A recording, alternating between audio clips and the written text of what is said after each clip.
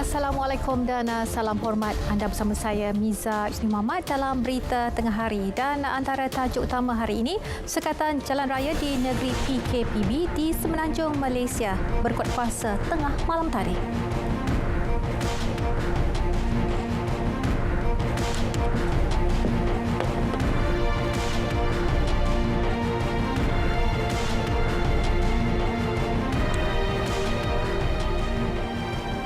Berikut kuasa tengah malam tadi hingga 6 Disember depan, Perintah Kawalan Pergerakan Bersyarat PKPB dilaksanakan di Semenanjung Malaysia kecuali Perlis, Pahang dan juga Kelantan. Dan serentak dengan itu, Polis Kedah melaksanakan 44 lokasi sekatan jalan raya SGR di sempadan negeri dan juga daerah.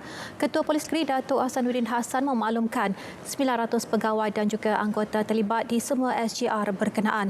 Tindakan tegas bakal diambil terhadap mana-mana individu yang didapati ingkar SOP yang ditetapkan. Di sekatan jalan raya tersebut, andai kata sesiapa sahaja melintasi sekatan tersebut, pihak kita akan membuat semakan akan pergerakan kepada seseorang yang akan melintasi sekatan jalan raya itu. Jadi di sini kita akan ambil tindakan yang tegas pada mereka yang tidak ikut SOP yang telah ditetapkan oleh kerajaan. Beliau menegaskan demikian di Ibu Pejabat Polis Kontijen Kedah di Alustar. Di Pulau Pinang, hujan lebat tidak menghalang polis daerah Timur Laut melaksanakan sekatan jalan raya SGR di laluan susur masuk Jambatan Pulau Pinang, Lebuh Raya Dr. Lim Chong Yu, Georgetown bermula tengah malam tadi. Ketua Polis Daerah Timur Laut ACP Sofian Santo memaklumkan 5 SGR dilaksanakan bagi mengawal pergerakan masyarakat sekitar. Sekatan jalan raya di persempadanan dengan daerah barat daya, iaitu di kawasan Batu Feringgi, Paya Terubung dan juga di Pangkalan Well. Yang mana Pangkalan Well ini kita dirikan SGR di sana bagi memastikan tiada pergerakan yang tidak dibenarkan melalui jalan laut, iaitu melalui feri. SGR ini mendapat kerjasama Angkatan Tentera Malaysia ATM, Rela dan Angkatan Pertahanan Awam Malaysia APM. Orang ramai terus diingatkan untuk mematuhi SOP sepanjang tempoh PKPB dan tindakan tegas bakal dikenakan terhadap mana-mana individu yang masih ingkar. Walaupun tidak dikenakan Perintah Kawalan Pergerakan Bersyarat PKPB di Semenanjung Malaysia, pihak berkuasa Kelantan turut mengadakan sekatan jalan raya SGR.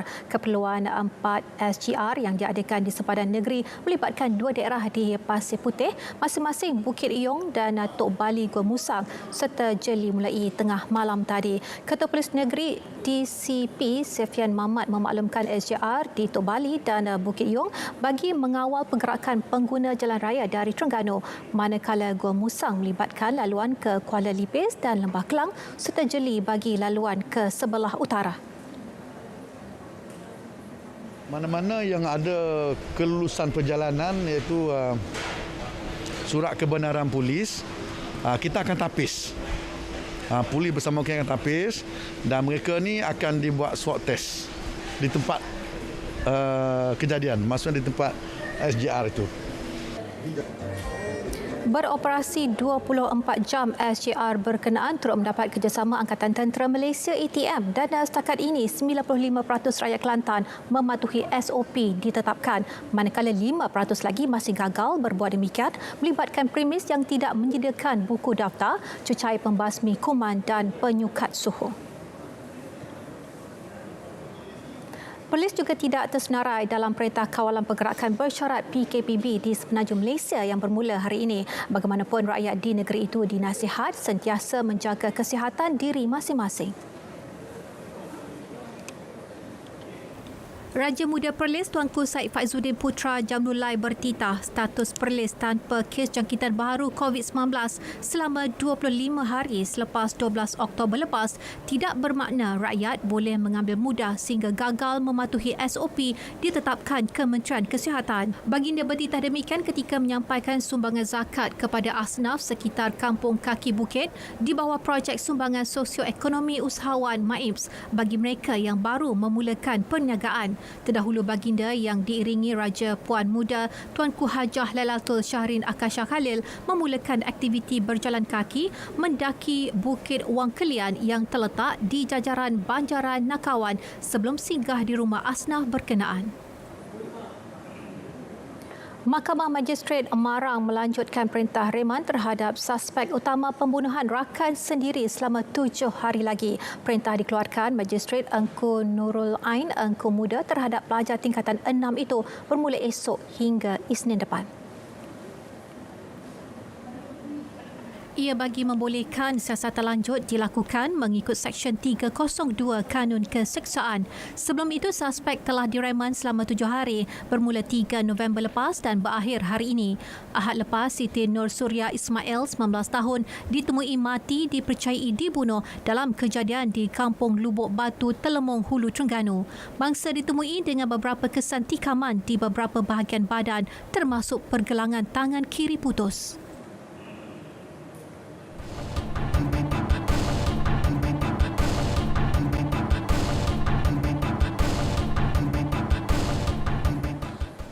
Bertemu kembali. Sidang Dewan Rakyat hari ini bakal tertumpu kepada sesi perbahasan rang undang-undang perbekalan 2021 selepas dibentangkan Jumaat lepas dan berdasarkan aturan urusan mesyuarat Dewan Rakyat, perbahasan bermula sebaik selesai sesi soal jawab lisan yang membuka tirai hari ke-6 persidangan itu yang menghadkan hanya 80 ahli parlimen, 41 pihak kerajaan, 39 pembangkang dan bebas dibenar berada dalam Dewan pada satu-satu masa. Jadi, untuk laporan semasa sesi sidang Dewan Rakyat pagi tadi langsung ke Parlimen bersama Andy Rizal. Silakan Andy.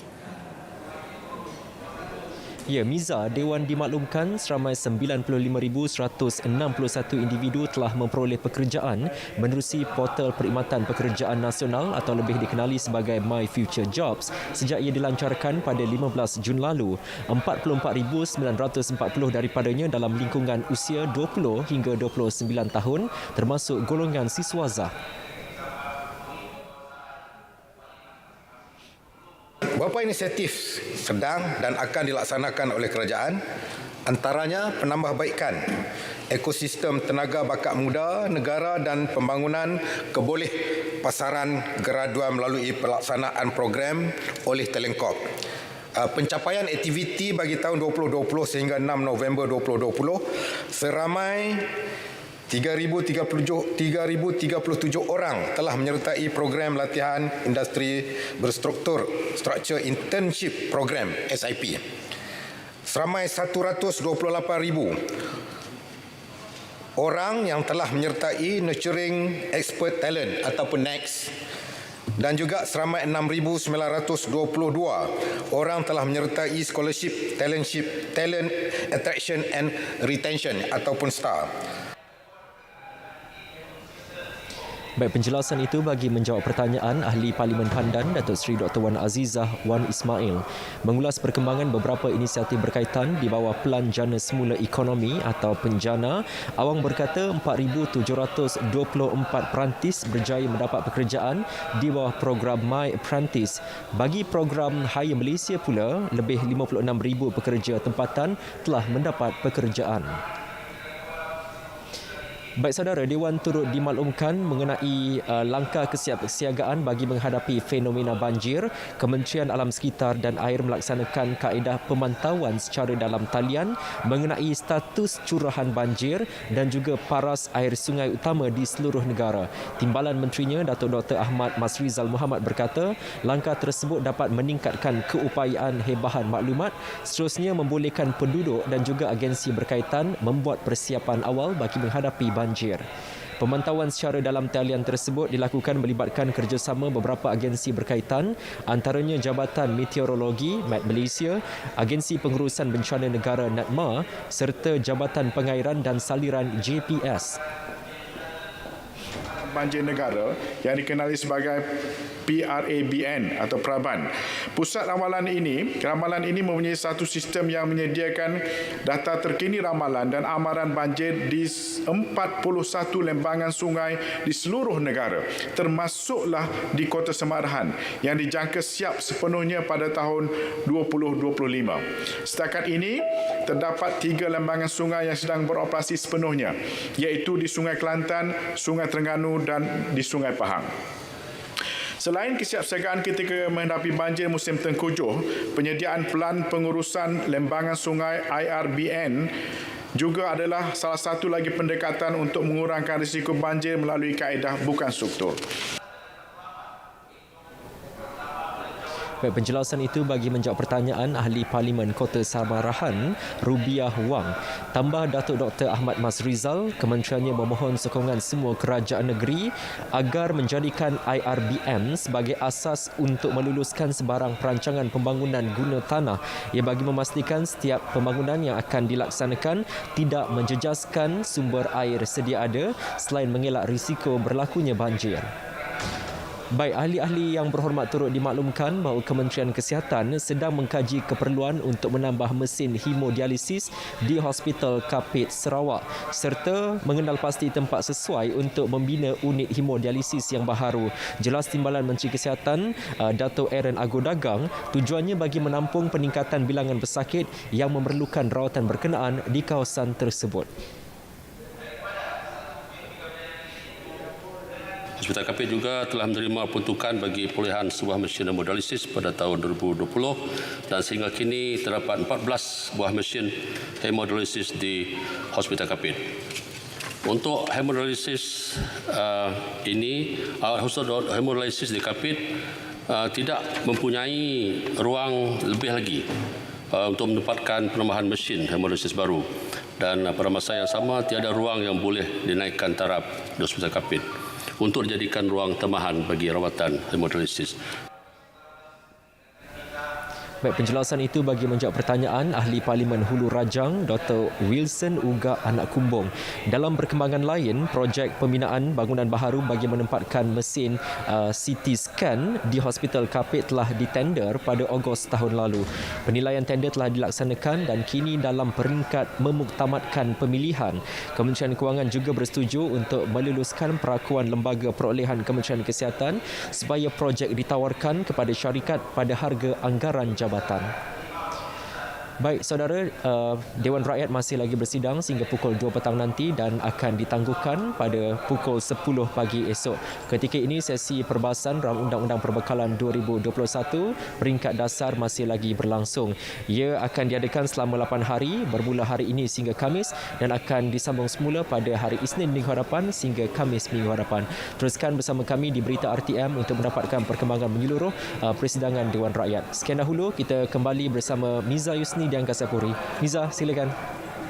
Baik, terima kasih Andy dengan laporan langsung dari Parlimen. Dan sementara itu, sidang DUN Sarawak bermula pagi tadi selama 5 hari dan berlangsung pukul 9 pagi tadi. Persidangan mengikut norma baharu serta prosedur operasi standard SOP bagi mengekang penularan COVID-19. Speaker DUN Dato' Amar Muhammad Afia Awang Nasar turut mengharapkan semua ADUN mengambil langkah keselamatan dan juga kesihatan seperti mana yang disarankan Kementerian Kesihatan. Dan semua ADUN turut diwajibkan memakai pelitup separuh muka sepanjang persidangan kecuali ketika berucap. Penghadal lutsina turut diletakkan antara ADUN selain penjarakan fizikal antara meja tempat duduk ADUN dan ketua jabatan bagi mengurangkan risiko jangkitan atau penularan COVID-19. Dan pagi tadi itu juga Ketua Menteri Datuk Petinggi Abang Johari Tun Upeng membentangkan rang undang-undang RUU Perbekalan 2021.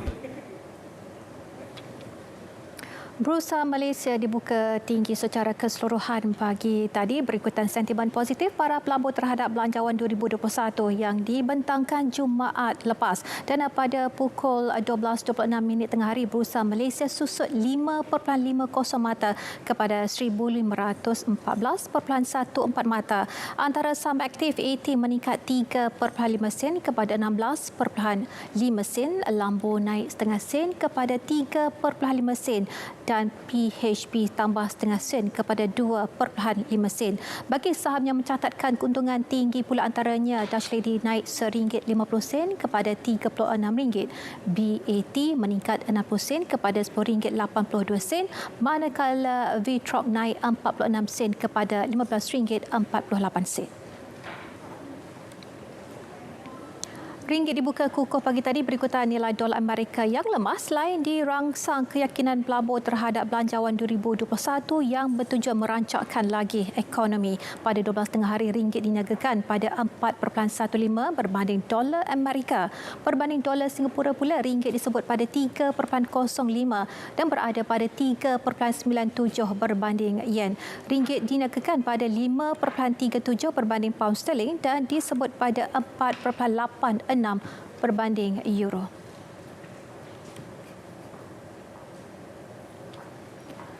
Orang ramai yang bukan penerima bantuan prihatin nasional 2020 sebelum ini dan memenuhi syarat-syarat kelayakan ditetapkan di saran membuat permohonan BPN 2.0 dengan segera selewat-lewatnya 15 November ini. Dan kenyataan dari Lembaga Hasil Dalam Negeri Malaysia memaklumkan permohonan boleh dibuat secara dalam talian atau penghantaran borang manual ke pejabat LHDNM berhampiran. Pemohon boleh melayari portal BPN seperti tertera untuk membuat turun syarat-syarat permohonan dan soalan lazim berkaitan bantuan berkenaan. Sebarang pertanyaan atau maklum balas boleh diajukan menerusi hasil K-Line, hasil live chat atau borang maklum balas di portal rasmi LHDNM. Bagi permohonan baharu yang lulus, pembayaran bakal dibuat pada Januari depan. BPN 2.0 merupakan inisiatif di bawah pakej rangsangan Kita Prihatin bagi membantu rakyat yang terkesan dengan penularan COVID-19. Peruntukan perbelanjaan pembangunan dalam belanjawan 2021 sebanyak RM69 bilion berbanding RM56 bilion tahun sebelumnya dijangka dapat menarik minat pelabur asing. Ketua MIDF Amanah Investment Bank Berhad MIDF Research Imran Yassin Mak Yusof yakin angka tertinggi yang pernah disalur itu berupaya merangsang pertumbuhan ekonomi ketika pandemik COVID-19. Jelasnya, sektor yang bakal menerima kesan penggadaan dari peruntukan terbabit antaranya projek menyelenggara dan menaik taraf melibatkan pembinaan serta rangkaian pengangkutan. Walaupun beberapa sektor terjejas teruk, namun terdapat beberapa bahagian ekonomi boleh diberi tumpuan. Factors, as I mentioned, with development expenditure being very high, you can look at one of the beneficiaries, of course, the construction sector. There's also sectors in the technology sector as well. With the promotion of digitization, what we looked at in COVID-19, one of the areas or one of the effects is that a lot more people are staying at home or have to learn from home. So that, again, education online, that is another area to have a look at as well. Beliau itu berharap kumpulan yang hilang pekerjaan berupaya memanfaatkan insentif seperti mana yang diumumkan dalam pembentangan belanjawan 2021. Kejayaan Joe Biden hasil sokongan komuniti kulit hitam dan Latin semuanya seketika nanti.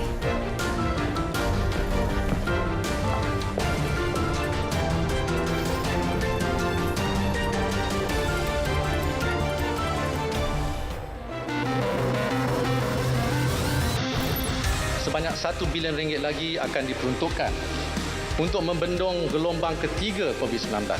Peruntukan ini antaranya merangkumi pertama, RM475 juta bagi pembelian bekalan reagen, kit saringan dan bahan guna habis khusus untuk kegunaan Kementerian Kesihatan atau KKM. Kedua, RM318 juta bagi penyediaan peralatan PPE dan hand sanitizer kepada petugas barisan hadapan KKM. Ketiga, RM150 juta kepada agensi pengurusan bencana negara bagi menyelaras usaha memerangi COVID-19. Keempat, RM50 juta bagi perolehan peralatan, bekalan ujian makmal dan ubat-ubatan di hospital pengajar universiti.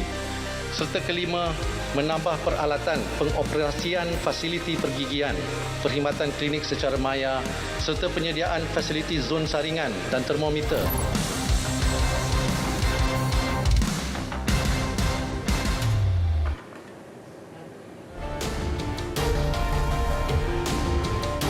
Sokongan komuniti kulit hitam dan Latin di Amerika Syarikat adalah kunci utama kepada kejayaan Joe Biden dalam pilihan raya Presiden Amerika Syarikat 2020 dan itu hasil analisis kemenangan Biden oleh saintis politik Universiti Stanford, Hakim Jefferson. Menurut Jefferson, hampir kebanyakan komuniti kulit hitam tidak menyokong kepimpinan Donald Trump sebelum ini sekaligus memberi kelebihan kepada Biden. Sementara itu, komuniti Latin yang berada di Florida juga turut meletakkan kepercayaan penuh kepada Biden dalam pemilihan Presiden Amerika Syarikat kali ini. Tambah Jefferson, salah satu faktor jelas dua komuniti berkenaan memberikan sokongan kepada Biden adalah apabila calon Demokrat berkenaan melibatkan ramai golongan muda kulit hitam serta Latin dalam kempen mereka. Malaysia tidak akan sama sekali mencampuri urusan beberapa negara di Asia Barat yang mengambil keputusan mengadakan hubungan diplomatik dengan rejim Israel. Timbalan Menteri Luar Datuk Kamaruddin Jaafar menegaskan pendirian Malaysia ini tidak akan menggugat hubungan baik Kuala Lumpur dengan negara terlibat. Bagaimanapun, demi menjaga kepentingan strategik Malaysia di rantau Asia Barat serta hubungan dua hala dengan negara berkaitan, kerajaan akan mengikuti perkembangan di rantau itu dengan lebih teliti.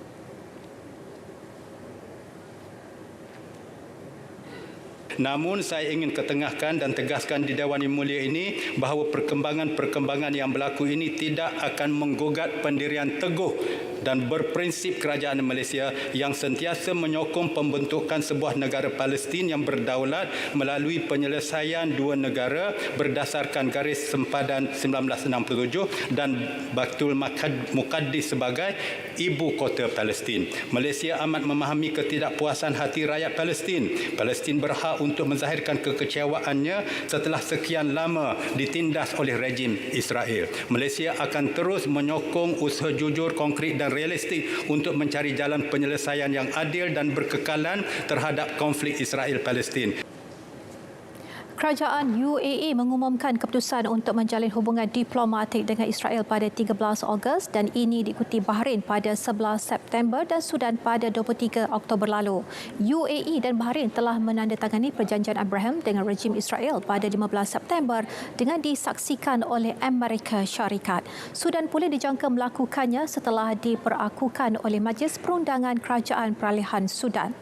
Datuk Kamaruddin menjawab pertanyaan Wakil Sheikh Ahmad Tarmizi Sulaiman. Pandemik COVID-19 terus mengganas di India apabila angka kes di negara berkenaan kini mencapai angka 8.5 juta. Dalam 24 jam lepas sahaja, India mengesahkan sejumlah 45,674 kes baharu direkodkan ketika berdepan gelombang ketiga pandemik berkenaan. Dalam data yang dikeluarkan oleh Kementerian Kesihatan India menunjukkan setakat ini jumlah keseluruhan kes COVID-19 di negara itu telah mencapai angka 8,807,754 kes. Daripada jumlah berkenaan, 126,121 kes kematian direkodkan dengan 559 kematian baharu. Jumlah kes di negara berkenaan terus melonjak naik apabila bandar-bandar utama dilanda pandemik COVID-19 bagi gelombang ketiga. Keadaan tersebut sekaligus menimbulkan kebimbangan dalam kalangan masyarakat tempatan.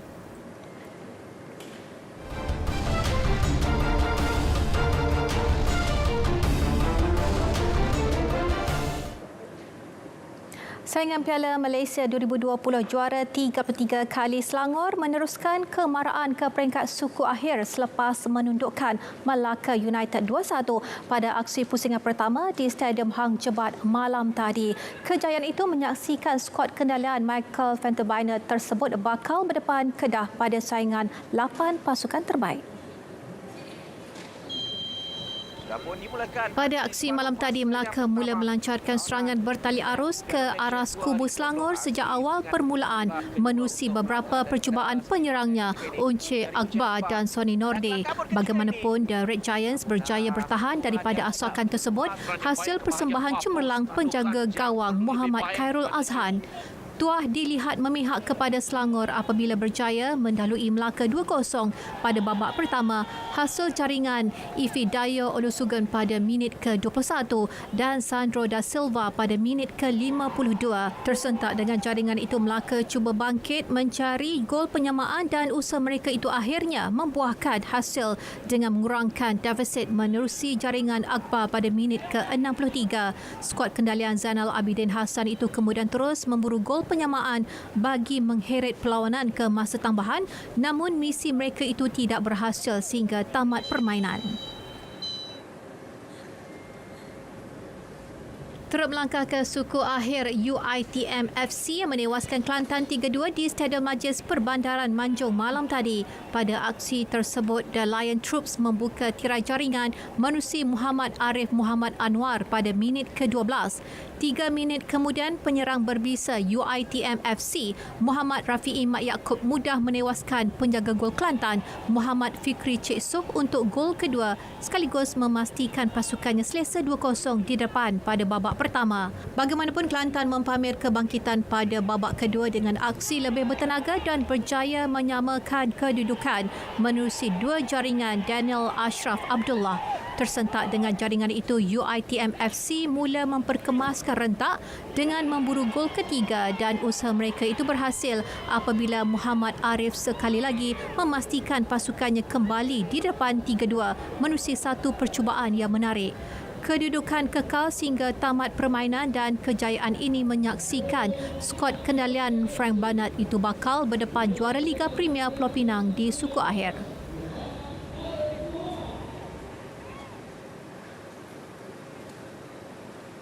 Beralih ke saingan Liga Perdana Inggeris pula, pengurus Liverpool Jurgen Klopp tetap menyifatkan The Reds masih sebuah pasukan yang berbahaya meskipun terlepas peluang merampas tahta Liga apabila diikat 1-1 oleh Manchester City pada aksi awal pagi tadi. Dan pada perlawanan tersebut, Klopp menurunkan barisan terkuatnya di Stadium Etihad dengan gandingan peledak berbisanya Sadio Mane, Mohamed Salah, Roberto Firmino dan juga Diogo Jota dalam misi memburu 3 mata.